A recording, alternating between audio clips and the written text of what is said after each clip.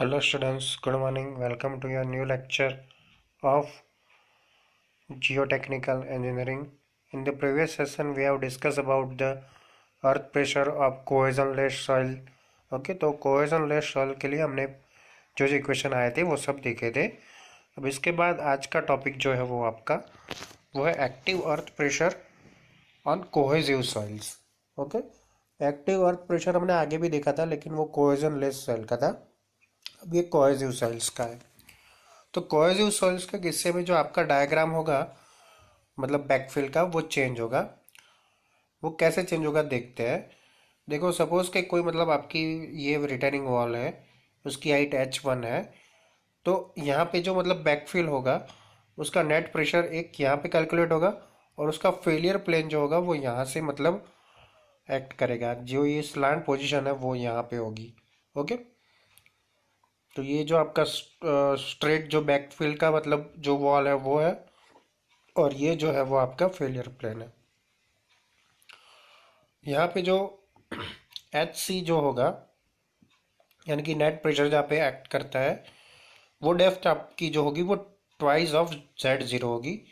और Z zero जो failure plane की मतलब आपकी लेंथ होगी 2c upon gamma tan alpha.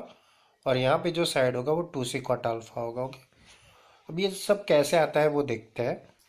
सबसे पहले ऐसे मतलब फेलियर प्लेन के लिए जो इक्वेशन है वो मोहर सर्कल के हिसाब से जो होगा वो ऐसे होगा. Sigma one is equal to sigma three tan square alpha plus 2c tan alpha. Okay, ये जो है वो मतलब प्रूव किया गया है, उसे हमें मतलब एडॉप्ट करना पड़ेगा. Consider a retaining wall with a small vertical back retaining horizontal backfill eight any depth Z. यानी देखो, अब ये जो रिटेनिंग वॉल है वो कंसिडर करो कि आप वो स्मूथ है, vertical back retaining horizontal backfill है at any depth z. Gamma sigma one जो होगा उसका गामा इंटू जेड जितना होगा, एंड जो सिग्मा थ्री होगा वो लेटरल प्रेशर होगा पी ए. अब इसकी जो वैल्यू है सिग्मा वन और सिग्मा थ्री की, ये वैल्यू अगर मैं ये इक्वेशन नंबर वन में डाल दूँ तो इक्वेशन आपका बन जाएगा gamma into z is equal to p a into tan square alpha plus 2c tan alpha. Okay, that means p A is equal to gamma z cot square alpha. देखो, ये जो है वो चला जाएगा डिवाइड में. ओके, ये यहाँ पे मल्टीप्लाई में, इसलिए नीचे डिवाइड में चले जाएगा. तो one upon tan square alpha क्या हो जाएगा, कॉट स्क्वायर अल्फा. इसलिए gamma into z into cot square alpha हो जाएगा. और ये 2c टेन अल्फा है जो उस साइड चला जाएगा, तो हो जाएगा minus 2c cot alpha. Okay, तो इसे हम जो इक्वेशन है इसे हम बेल का इक्वेशन बोलते हैं, where alpha alpha is equal to 45 plus 5/2 at ground surface z is equal to 0. अब देखो, ग्राउंड सरफेस पे क्या होता है कि जेड इज इक्वल टू 0 होता है, तो आपका पी एज रह जाएगा जो माइनस 2c कॉट अल्फा. इसलिए ये जो है, अब आप समझ सकते हो कि ये 2c कॉट अल्फा क्यों आया. यहाँ पे मैंने माइनस नहीं लिखा है. ओके, क्यों नहीं लिखा है, क्योंकि इसकी जो डायरेक्शन है फेलियर प्लेन की वो मैंने उससे मतलब पूरी ऑपोजिट कर दी है माइनस दिखाने के लिए. आप समझ सकते हो कि ये जो नेट प्रेशर है वो यहाँ पे प्लस है और यहाँ पे प्रेशर माइनस है. एक्टिव अर्थ प्रेशर जो है वो माइनस है. इसका मतलब ये हमारा जो मतलब प्लेन है, जो मतलब स्ट्रेट वॉल है, उससे हमें ना पीछे दिखाया है, तो ये माइनस ऑलरेडी हो चुका है. ओके, इसलिए 2c कॉट अल्फा आपका माइनस रहेगा. तो अब आपको पता चला कि 2c कॉट अल्फा कैसे आया ऊपर की side. This shows that negative pressure, in other words tension is developed at the top level of the retaining wall. Okay, तो ये क्या दिखाता है कि जो मतलब आपकी जो टॉप सरफेस है, top level of retaining wall है, वहां पे क्या हुआ, नेगेटिव प्रेशर यानी कि टेंशन जो है वो डेवलप हुआ. ओके, इसलिए ये जो एक्टिव अर्थ प्रेशर है वो माइनस में उसकी वैल्यू आई आपकी. When p is equal to zero from equation number 2, अगर आपका पी ए जीरो है तो क्या हो जाएगा, zero is equal to gamma z cot square alpha minus 2c cot alpha. That means gamma into z is equal to 2c cot alpha minus cot square alpha. Okay, अब देखो एक एक cot चला जाएगा, तो z is equal to 2c upon gamma into cot alpha. तो अब ये z जो है वो z जीरो होगा, डेप्थ ऑफ टेंशन क्रैक, जहाँ पे टेंशन की क्रैक है वहाँ का मतलब वो डेप्थ। तो z is equal to Z0 2c upon gamma into tan alpha. Okay, again मैं आपको ये फिगर दिखाना चाहूँगा ताकि आपको पता चले। तो देखो टेंशन की क्रैक यहाँ से स्टार्ट होती है। ओके, तो ये जो डेप्थ है मेरी वो हो जाएगी Z0 is equal to 2c upon gamma into tan alpha. Okay, ये एकदम ईजी है। तो the negative pressure is zero depth at Z0। Okay, तो आपका नेगेटिव प्रेशर जो है वो जहाँ पे जीरो बनता है वो डेप्थ को रिटेनिंग वॉल की हम Z0 से डिनोट करते हैं। ओके, टॉप पे कितना होगा, मतलब आपका जो एक्टिव प्रेशर है वो 2c कॉट अल्फा माइनस होगा, यानी कि टेंशन में होगा। जैसे जैसे आप नीचे जाओगे तो आपका जो मतलब एक प्लेन ऐसा आएगा कि z इज इक्वल टू, यानी active pressure P is equal to zero हो जाएगा। तो जब टेंशन जीरो होता है तब की जो मतलब डेप्थ होती है उसे हम Z0 बोलते हैं। Hence a tension crack is usually developed in the soil near the top of the wall up to a depth Z0। यानी कि कोहेसिव सॉइल्स पे क्या होता है कि टेंशन क्रैक कहाँ पे जनरेट होती है, near top of wall up to a depth Z0, यानी Z0 तक, Z0 डेप्थ तक आपकी जो मतलब फेलियर टेंशन क्रैक है, फेलियर क्रैक बोलो, वो जनरेट हो सकती है। Also the total net pressure upon a depth to Z0 is zero. Okay, अब जो Z0 आपको मिला है उससे मल्टीप्लाई बाय 2 करो, उतनी डेप्थ तक आपका प्रेशर जो है वो जीरो रहेगा, net pressure. This height is known as the critical height, और उसे हम HC से डिनोट करते हैं। तो क्रिटिकल हाइट आपकी हो गई HC which is equal to 2 times of Z0 which means 4c upon gamma into tan alpha। This means that a cohesive soil should be able to stand with a vertical face up to a depth HC without any lateral support। इससे क्या मतलब साबित होता है कि आपकी जो cohesive soils है वो क्रिटिकल डेप्थ तक यानी HC तक विदाउट एनी लेटरल सपोर्ट जो है वो सस्टेन कर सकती है। Total pressure at base is given by, base के लिए जो टोटल प्रेशर है वो P A is equal to gamma into h cot square alpha minus 2c cot alpha होगा। Net pressure at base is given by, अब देखो base base पे क्या होगा कि ये जो टर्म है आपका 2c कॉट अल्फा वो जीरो हो जाएगा। ओके, तो P A is equal to gamma H into cot square alpha रह जाएगा। अब जो बैकफिल विथ सरचार्ज अगर हो तो क्या होगा, if the backfill carries a surcharge of uniform intensity Q per unit area, तो lateral pressure is increased by K into Q और Q cot square alpha everywhere. Hence the equation for lateral earth pressure is modified to, अब देखो K into Q हो जाएगा या तो Q into cot square alpha हो जाएगा। तो ये जो आपका इक्वेशन है नेट प्रेशर का, यहाँ पे gamma H cot square alpha minus 2c cot alpha plus Q into cot square alpha हो जाएगा। Okay, at Z is equal to zero, जहाँ पे Z0 होगा आपका, तो P A is equal to Q cot square alpha minus 2c cot alpha, ये जो gamma Z cot square alpha है वो जीरो हो जाएगा। तो depth Z0 at P A is given by zero, Z0 is equal to 2c upon gamma tan alpha minus Q upon gamma. Okay, तो ये जो Z0 है वो सरचार्ज के लिए है। ओके, आगे का Z0 जो था वो हमारे नॉर्मल केस के लिए था। अगर आपका Q इंटेंसिटी का सरचार्ज है रिटर्निंग वॉल पे तो आपकी Z0 ऐसे हो जाएगी। ओके, तो ये हो गया एक्टिव अर्थ प्रेशर का। अब देखते हैं हम पैसिव अर्थ प्रेशर क्या बता रहा है। Consider a retaining wall with a vertical back retaining a mass of dry moist cohesionless soil without surcharge as shown in figure 2.11। देखो 2.11 फिगर आपको देखनी पड़ेगी।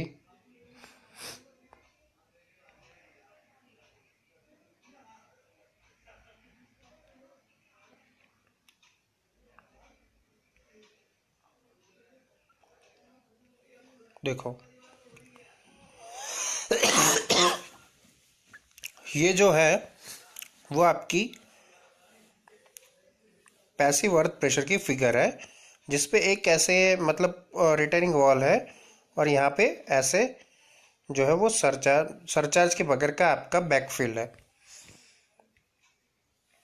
तो at a depth Z below the surface, जो sigma जो one होगा वो sigma three जितना होगा गैमा इंटू जेड जितना। ओके, देख सकते हो यहाँ पे कि ये जो है वो पूरा, हम ये डेप्थ जेड की बात कर रहे हैं जहाँ पे मैंने ऐसे हॉरिजॉन्टल दिखाया है फिगर में। Okay, assuming that the wall moves towards backfill. अब देखो वॉल जब बैकवर्ड मतलब टूवर्ड्स द बैकफिल मूव हो रही है, तब क्या होता है कि पैसिव प्रेशर जो है वो जनरेट होता है। ओके, जो हमने पैसिव लेटरल अर्थ प्रेशर की डेफिनेशन में देखा था। Sufficiently to develop pressure conditions, passive conditions, the lateral earth pressure pp at the depth z below the surface is given by pp is equal to sigma h is equal to sigma 1। Okay, जो देखो अब आपकी जो मतलब height Z depth है जहाँ जहाँ पे, वहाँ पे आपका पैसिव प्रेशर जो होगा वो PP is equal to sigma H is equal to sigma one जितना होगा। We have the principal stress relation. अब ये जो रिलेशन है वो प्रिंसिपल स्ट्रेस का है। Sigma one is equal to sigma three tan square alpha plus two C tan alpha. Okay, अब ये इक्वेशन देखो और आपका जो फर्स्ट इक्वेशन है ये देखो, ये दोनों लगभग सेम ही है, tan square alpha plus two सी टेन अल्फा। ओके, तो ये जो है वो हमारे पैसिव के लिए भी एक्ट करेगा। Substitute sigma one is equal to P P, आपका सिग्मा वन जो है वो पैसिव अर्थ प्रेशर है, सिग्मा थ्री जो है वो आपका गैमा इंटू जेड है, और सी जो है वो जीरो है फॉर कोहेजन लेस सॉइल। अभी आपकी सॉइल जो है वो कोहेजन लेस है तो वो सी इज इक्वल टू जीरो हो जाएगा। तो आपका जो पैसिव अर्थ प्रेशर है वो हो जाएगा gamma Z ten square alpha. Okay, क्योंकि ये जो सी है वो तो जीरो हो जाएगा, तो टेन स्क्वायर अल्फा जो हो जाएगा वो आपका K P is equal to one plus sine alpha sine phi minus one minus sine phi, पर alpha is equal to 45 plus 5/2। और आपका प्रेसिव अर्थ प्रेशर जो हो जाएगा वो के पी इंटू गामा जेड हो जाएगा। ओके, अब ये जो के पी है वो टेन स्क्वायर अल्फा की जगह पे हमने रखा है। ओके, टेन स्क्वायर अल्फा के लिए हम इतना लिख सकते हैं one plus sine phi minus one minus sine phi, ये हमने आगे देखा था कैसे लिख सकते हो। The distribution of passive earth pressure with depth is linear as shown in figure। ऐसे लीनियर मतलब जो है वो डिस्ट्रीब्यूशन होगा पूरा का पैसिव अर्थ प्रेशर का। The pressure at the base of the wall is obtained by substituting z is equal to H. हम z is equal to H अगर पूरा डाल देंगे तो हमें टोटल मिल जाएगा। तो पैसिव अर्थ प्रेशर होगा के P into gamma into capital H. तो ये आपका पैसिव अर्थ प्रेशर हो गया। ये यहाँ पे C is equal to zero लिखा है क्योंकि ये कोहेजन लेस सॉइल के लिए रैनकाइन की थियरी। ओके, इसलिए C is equal to zero. The total passive earth pressure PP per unit length of the wall is given by PP is equal to 1/2 KP into gamma into H square. ये जो pressure triangle के लिए हम 1/2 base into height करते हैं ना, तो वही है पैसिव अर्थ प्रेशर के लिए भी, acting at a height h/3 above the base of the wall. If the soil is dry, gamma is the dry unit of soil, and if the soil is wet or moist, gamma is the moist unit of the wet. If the backfill is having its top surface inclined at an angle beta, the passive earth pressure is given by, अब देखो ये beta वाला equation है जो आगे भी आया था, तो P P is equal to K P into gamma into z होगा, और आपका जो के पी होगा वो किससे में cos beta plus under root of cos square beta minus cos square phi upon cos beta minus under root of cos square beta minus cos square phi. Okay, अगर आपका मतलब जो है उस पर यूनिफॉर्म सरचार्ज है पैसिव अर्थ प्रेशर में, तो आपका जो वर्टिकल और हॉरिजॉन्टल दो कंपोनेंट बनेंगे। वर्टिकल कंपोनेंट होगा sigma three is equal to gamma z plus Q, यानी गामा जेड में क्यू जो है वो ऐड कर देना है, और सिग्मा वन जो हॉरिजॉन्टल कंपोनेंट है वो तो आपका पैसिव अर्थ प्रेशर ही रहेगा। तो ये सब वैल्यू अगर हम ये इक्वेशन में डाल दें तो आपका पीपी हो जाएगा gamma z plus q tan square alpha is equal to gamma z plus q into K P, और केपी जो है वो आपको वैल्यू जो है वो आगे दिया हुआ है कि टेन स्क्वायर अल्फा की जगह हम केपी लिख सकते हैं। और ये जो हो जाएगा passive earth pressure at the base, और टोटल पैसिव अर्थ प्रेशर हो जाएगा सरचार्ज के किस्से में P P is equal to 1/2 K P into gamma into H square plus K P into q into H.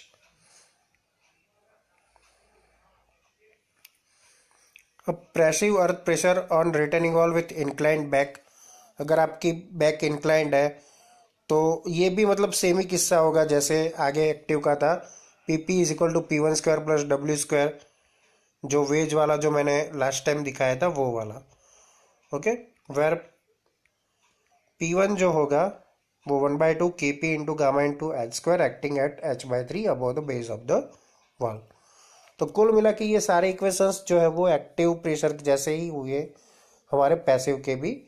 Okay, जो थोड़ा बहुत डिफरेंस आता है वो खाली नोटेशंस में आता है, बाकी सब सेम रहता है। कोहेजन लेस सॉइल की बात हो रही थी अब तक। अब हम देखेंगे कोहेसिव सॉइल्स। तो कोहेसिव सॉइल्स पे क्या डिफरेंस है देखते हैं। For the case of cohesive soil the principal stress relationship is given by sigma 1 is equal to sigma 3 tan square alpha plus 2c tan alpha. For passive earth pressure sigma 1 is equal to sigma h is equal to pp, sigma 3 is equal to sigma v is equal to gamma into z। ये सारा आगे आ चुका है। Sigma 1 और sigma 3 की value रख दी हमने, तो pp इज इक्वल टू हो गया gamma Z tan square alpha plus 2c tan alpha. अब ये जो kp है वो n5 हो जाएगा यानी कि tan स्क्वायर अल्फा, और अल्फा की जगह हम 45 प्लस 5/2 रखेंगे। ओके, और P P is equal to gamma Z into K P plus 2c under root of K P. Okay, तो ये सारा जो इक्वेशन है वो passive earth pressure cohesive soils के लिए, क्योंकि अब जो है वो सी की वैल्यू 0 नहीं है। ओके, उसके रिगार्डिंग हमने ये under root of K P रखा है। के पी की जगह आप n इंटू 5 भी लिख सकते हैं। ओके, तो ये जो इक्वेशन है वो पैसिव अर्थ प्रेशर के लिए है, और ये फिगर आपकी पैसिव अर्थ प्रेशर की फिगर है, लेकिन कोहेसिव सॉइल के लिए। आगे कोहेजन लेस था इसलिए हमने c इज इक्वल टू 0 जो है वो इजीली रख दिया था।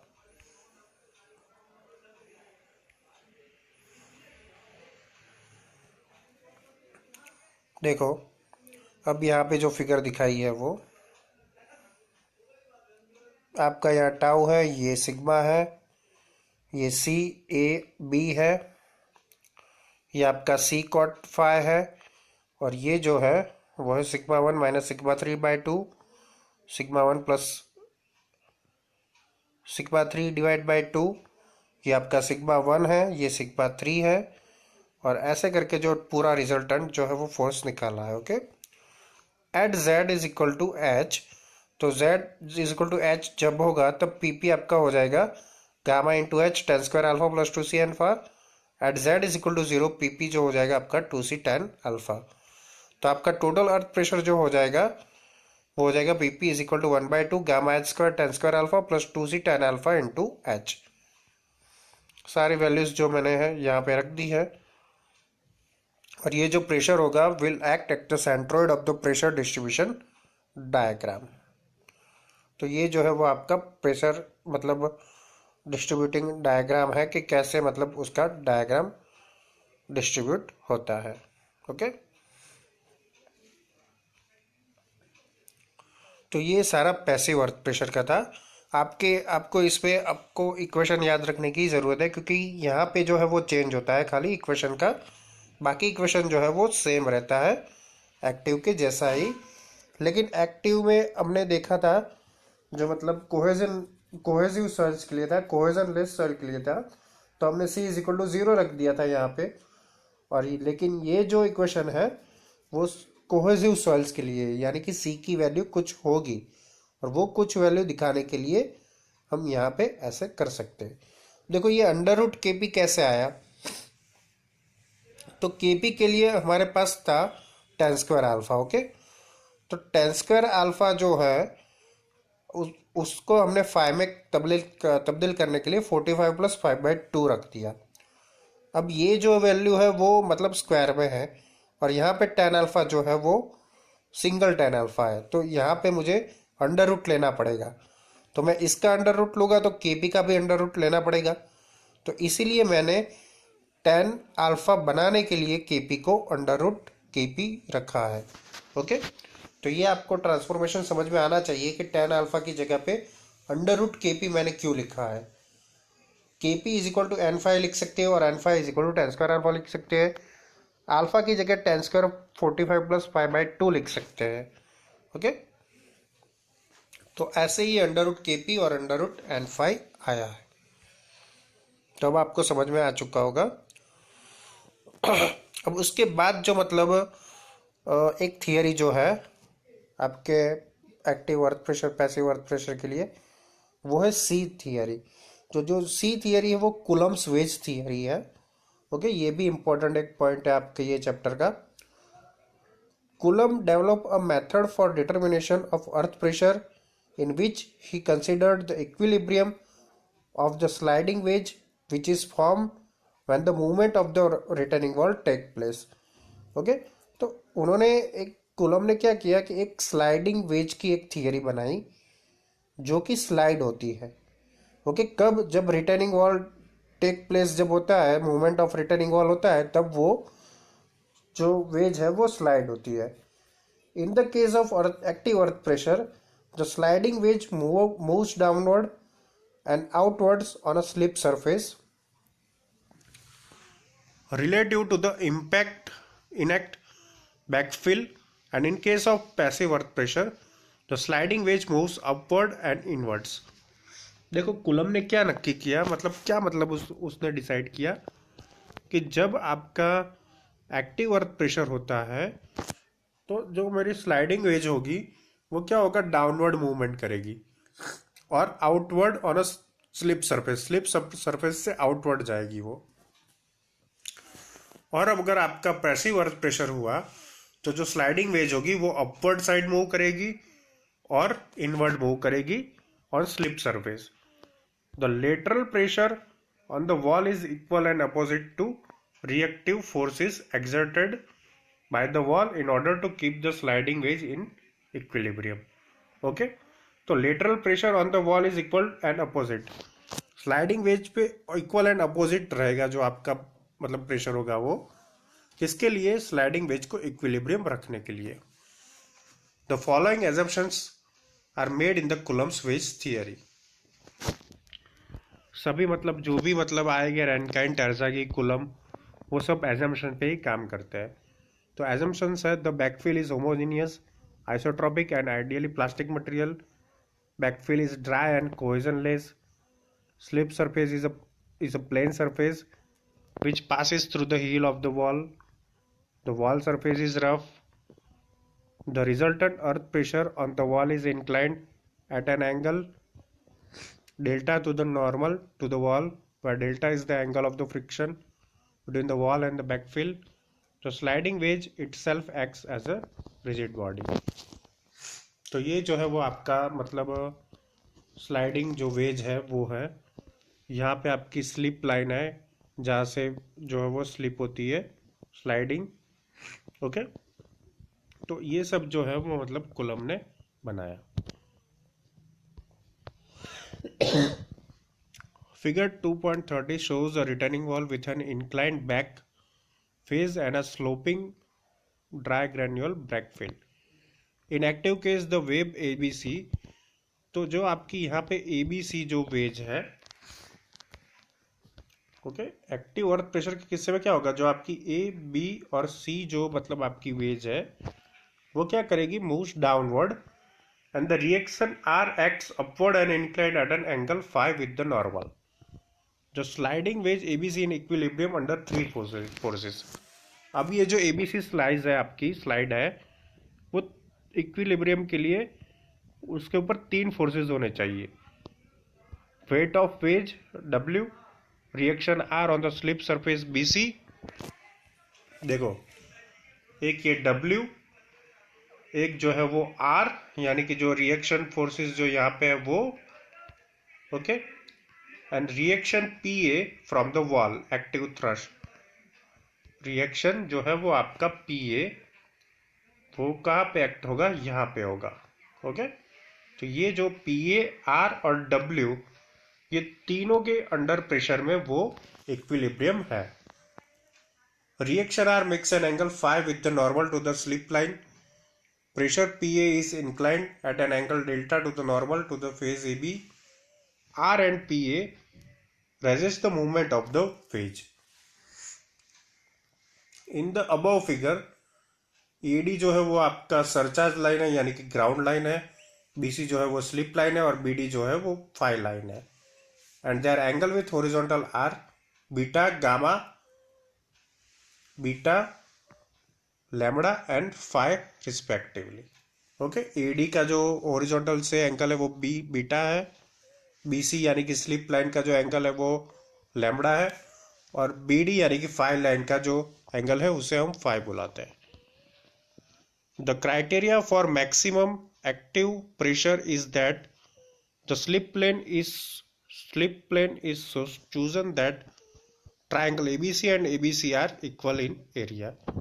तो आपका जो मतलब एबीसी और बीसी जो है वो इक्वल इन एरिया होगा, तब आपका जो मतलब कूलम्स थियरी है वो जाके एक्ट करेगा, ओके। तो कूलम की वेज थियरी में आपको ऐसा ही बनाना है। यहाँ पे एक ए बी बनाना है। सबसे पहले आपका जो एक्टिव अर्थ प्रेशर होगा वो h/3 हाइट पे लगेगा, जो एंगल होगा वो प्लस डेल्टा होगा, ओके। फिर यहाँ पे जो स्लिप लाइन होगी वो बीटा लाइन, यहाँ पे एंगल जो होगा बीटा होगा। आपकी एडी जो है वो इंक्लाइंड लाइन है, कि स्लिप लाइन जो है वो है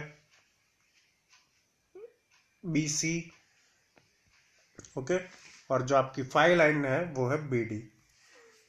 ये तीनों आपको दिखाना है, और आपको ये वेज जो है A B C is equal to B C E दिखाना है, ओके। तो इतना आप दिखाओगे तो आपकी कूलम की वेज थियरी जो है वो मतलब सक्सेसफुल हो जाएगी। तो ये है आपकी कूलम की वेज थियरी, जिसमें हमने एक पर्टिकुलर वेज पे दिखाया है कि दोनों सेम कैसे हो सकती है, ओके। यानी कूलम ने मतलब कैसे डिसाइड किया, कूलम ने डिसाइड किया कि ये जो पूरा वेज है एबीसी, वो अगर डाउनवर्ड मूव करता है तो जो आपका प्रेशर होगा वो कैसा होगा, एक्टिव होगा, ओके। और अगर ये जो है वो अपवर्ड मूव करता है तो आपका प्रेशर जो होगा वो पैसिव अर्थ प्रेशर होगा।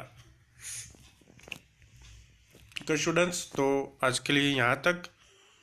नेक्स्ट लेक्चर में हम देखेंगे कि आगे क्या सिलेबस में है। Okay students, thank you for watching and keep watching for updating videos of geotechnical engineering. Thank you.